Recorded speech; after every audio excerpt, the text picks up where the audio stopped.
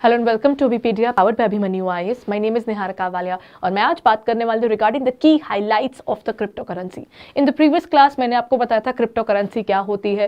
Crypto currency और virtual currency यानी हमारी जो करेंसी सिर्फ और सिर्फ वर्चुअल एरिया में एग्जिस्ट करती है, फिजिकली एग्जिस्ट नहीं करती, जस्ट लाइक फिएट करेंसी। इसका हमारे कंट्री पर क्या इंपैक्ट रह रहा है और क्रिप्टो करेंसी के रिलेटेड जो बिल हमारा कंट्री जिसकी बात कर रहा था उसके अभी तक ना आने को लेकर कई चीज़ों को लेकर क्वेश्चंस थे, बट अल्टीमेटली इंडिया ने कहीं ना कहीं अपने बजट के अंदर क्रिप्टो करेंसी को जगह दे दी। यानी हमने कह दिया कि क्रिप्टो करेंसी अब एक एसेट की तरह माना जा सकता है, यानी अगर आप इसको बेचेंगे या खरीदेंगे तो आपके ऊपर उसका टैक्सेशन लगेगा। Now that particular slab India के अंदर कहीं ना कहीं क्रिप्टो करेंसी में ज्यादा ना लोग जाए, शायद इसी कारण उन्होंने हाईएस्ट टैक्स स्लैब के अंदर इसको रखा है, यानी 30% का टैक्स लगेगा अगर आप कोई भी क्रिप्टो करेंसी बेचते हैं तो।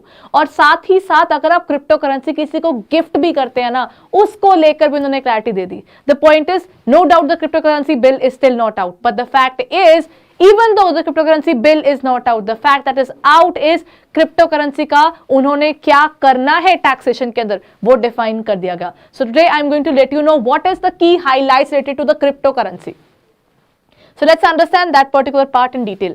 क्रिप्टो करेंसी होती क्या है? क्रिप्टो करेंसी एक ऐसी स्पेसिफिक करेंसी है जो 2009 के अंदर बिटकॉइन से शुरुआत हुई थी, जिससे जो कि सातोशी नाकामोटो ने दिया था। और इस पर्टिकुलर करेंसी की खासियत या इसकी जो स्पेशलिटी है वो ये है कि ये सिर्फ वर्चुअली एग्जिस्ट करती है और साथ ही साथ ये यूज करती है ब्लॉकचेन टेक्नोलॉजी का। ब्लॉकचेन टेक्नोलॉजी यानी जब भी कोई चीज मूव करनी है, it is going to be moved in such a way कि वो कैसे मूव करेगा, वो एक वायर की तरफ मूव नहीं कर रहा होगा, वो छोटे छोटे ब्लॉक्स बनेंगे और एक ब्लॉक पूरा भर गया फिर नेक्स्ट ब्लॉक की तरफ जाएगा। That includes bitcoin, ethereum and dogecoin and many more. So अब देखते हैं इंडिया ने क्या कहा उसके रिगार्डिंग। इंडिया ने डिजिटल करेंसी की तरफ क्या स्टेप्स लिए हैं। Number 1, this is basically India ने बोल दिया कि हम भी अपनी blockchain technology based digital rupee को स्टार्ट करेंगे इन दिस पर्टिकुलर 2022-2023 एरिया। लेकिन हम साथ ही साथ देखिए, जब तक हम अपना लॉन्च करते हैं उससे पहले इंडिया ने अभी तक बाहर वालों को लेकर बैन नहीं लगाया, बट साथ ही साथ जो हमारे फाइनेंस सेक्रेटरी हैं उनकी तरफ से ये डिटेल आ गई थी कि देखिए, अगर कोई ये सोच रहा है कि कल को हम लीगल टेंडर बना देंगे डिजिटल करेंसी को, तो ऐसा नहीं होगा। India will not accept the digital currency as a legal tender in the country. Now that's one of the major highlights to be covered there. दो उन्होंने उसको कहीं ना कहीं बैन नहीं किया, लेकिन सीधा बता दिया कि देखो, कर रहे हो ना तो अपने रिस्क पर कर रहे हो। कुछ चीजें जो इसके रिगार्डिंग कही जा रही है कि अपने रिस्क पर कर रहे हो, ऐसा क्यों के भी कुछ स्पेसिफिक कारण है। Number 1, to launch scheme for taxation of virtual digital assets. India ने अब डिफाइन कर दिया कि देखिए, अगर आपके पास में एक डिजिटल करेंसी है और आप उसको बेचते या उसे खरीदते हैं तो आपके साथ जुड़ जाता है उसका प्रॉफिट। अगर आप कुछ सेल कर रहे हैं तो आपका उसका प्रॉफिट बना, वो प्रॉफिट पर इंडियन गवर्नमेंट टैक्स लगाने को तैयार है। And they will be setting up a specific department called the CBDC। वहां पर आपको इस डिजिटल करेंसी के अंडर आपको मिल जाएगा। इसकी पूरी डिटेल्स वो उसके अंडर सेटअप करेंगे। साथ ही साथ अगला क्या है, losses from sale of virtual digital assets can not be set off against any other income. देखिए, इस पॉइंट के अंदर ना कुछ डिटेल में क्लैरिटी नहीं है, लेकिन हाँ, ये चीज क्लियर कर दी गई है कि देखिए, अगर कोई डिजिटल करेंसी के अंदर कोई लॉस हुआ, प्रॉफिट नहीं, लॉस हुआ, यानी आपने खरीदी ज्यादा की थी लेकिन बेची उसको कम वैल्यू पर, उसकी परचेज वैल्यू ज्यादा की थी और सेल वैल्यू कम की थी, उस केस के अंदर जब आपका कोई लॉस होगा, ये लॉस आप ये मत सोचिएगा कि आप किसी और इनकम के साथ सेट ऑफ करके ये बोल पाएंगे कि देखिए, मेरे बिजनेस में इतना लॉस हुआ, ये हुआ, वो हुआ, और अपना टैक्स की बचत कर पाएंगे। नॉर्मली अगर मेरे पास में बिजनेस के अंदर 3-4 बिजनेसेस हैं और मेरा अपना खुद का कोई काम भी है, अगर किसी एक चीज के अंदर मेरा प्रॉफिट होता है और दूसरी चीज के अंदर अगर लॉस हो जाता है, तो जब मेरी टोटल टैक्सेबल इनकम निकलती है तो उसमें मेरे को रिलीफ मिलता है। कैसे? अगर मेरा प्रॉफिट 100 रुपीज का था और मेरा लॉस हो गया 30 रुपीज का, तो मैं टैक्स 100 पर नहीं दूंगी, मुझे टैक्स देना होता है 70 पर। इसे कहा जाता है set of losses. Set of के अंदर उन्होंने क्लियरली बोल दिया कि वर्चुअल करेंसी लॉस अपना खुद देखो भाई, कोई भी और इनकम के अगेंस्ट हम आपके लॉस का एडजस्टमेंट नहीं करेंगे, ये लॉस अपनी वर्चुअल करेंसी तक ही सीमित या लिमिटेड रह जाएगा। Now that's one of the major areas which they covered related to the crypto currency in this area. Rest what did they cover? मैंने अभी आपको बताया कि इनकम टैक्स ने, अगर इंडिया ने डिसाइड किया कि चलो हम लीगल टेंडर को एकदम से बंद नहीं कर देते, we shouldn't do this, but we did something else, हमने उसकी हाईएस्ट टैक्सेशन रेट यानी 30% पर उसको चार्ज करने की तैयारी कर ली है। Income tax from virtual digital assets would be tax at 30%। और the major highlight is crypto currency आप गिफ्ट भी करोगे ना तो भी वहां पर टैक्सेशन लगेगी। Gift of crypto currency to be taxed at the receiver's end, यानी अगर मेरे पास एक क्रिप्टो करेंसी है, मान लीजिए मेरे पास एक डॉजी कॉइन है और वो डॉजी कॉइन मैं आपको दे रही हूं, तो अगर मैंने वो आपको गिफ्ट भी किया है तो भी, जबकि आप मुझे उसके लिए कोई पैसा नहीं दे रहे हो, तब भी जो आप रिसीव कर रहे हो उसके ऊपर भी टैक्सेशन लगेगी। Even a gift of crypto currency would be taxable. So government is trying to do is कि अगर आप क्रिप्टो करेंसी में डील कर रहे हैं, एक तो वो आपकी खुद की दिक्कत, और अगर आप उसको में डील करना ही है तो टैक्स दो, हमको पैसा दो, तो आप क्रिप्टो करेंसी में डील कर सकते हो। Then next to be covered is, उसके अंदर उन्होंने क्रिप्टो करेंसी के लिए कुछ मेथड्स को भी डिफाइन किया है, कैसे इस्तेमाल करना है। Number 1 is HIFO, highest in first out, यानी अब जैसे आपकी क्रिप्टो करेंसी सारी इकट्ठी एक जगह पर आ रही होती हैं, तो उस टेक्नोलॉजी के अंदर जब आप क्या करते हैं, जो आपकी हाईएस्ट रेट वाली जो आई थी वो सबसे पहले बाहर जाएगी, क्योंकि सब पूल में इकट्ठा पड़ा होगा, तो कौन सी वाली पहले आप बेच रहे होंगे नहीं पता चलता ना, आइडेंटिफिकेशन तो नहीं होती। गुड्स थोड़ी है कि ये एक चीज आई और वही चीज हमने बाहर बेच दी, यानी यही इन आई और उसके बाद यही आउट गई। ये सारी की सारी क्रिप्टो करेंसीज कहां होती है, वो एक जगह पर इकट्ठी होती जाती हैं, तो जो आपकी हाईएस्ट वैल्यू होगी वो सबसे पहले बाहर जा रही होगी, ये माना जाएगा। ठीक है, और या आप दूसरा कर सकते हो, जो सबसे लास्ट में आई है वो बिक रही है, ये माना जाएगा। ये मेथड्स, दिस इज समथिंग जो आपको इस मेथड की सिमिलरिटी आपको देखने को मिलेगी इन्वेंट्रीज के अंदर। So from the point of view of the examination there can be something related to the HIFO और LIFO methods, as this is a part of the financial era. Now the next point that comes is highest in, जो first out है, HIFO method का थोड़ा ज्यादा फायदा हो जाता है, सबसे ज्यादा जो हाई रेट वाली आई है वो सबसे पहले जा रही है, फिर LIFO मेथड भी ठीक है, लेकिन ज्यादा जो बेनिफिशियल है वो HIFO मेथड होगा। साथ ही साथ इन्होंने ये भी बता दिया कि हमारे अकॉर्डिंग ये जो क्रिप्टो करेंसी है वो है क्या क्या। That includes digital assets which includes NFTs। NFTs पिछले कुछ समय में काफी ज्यादा पॉपुलैरिटी गेन करने लग गई है।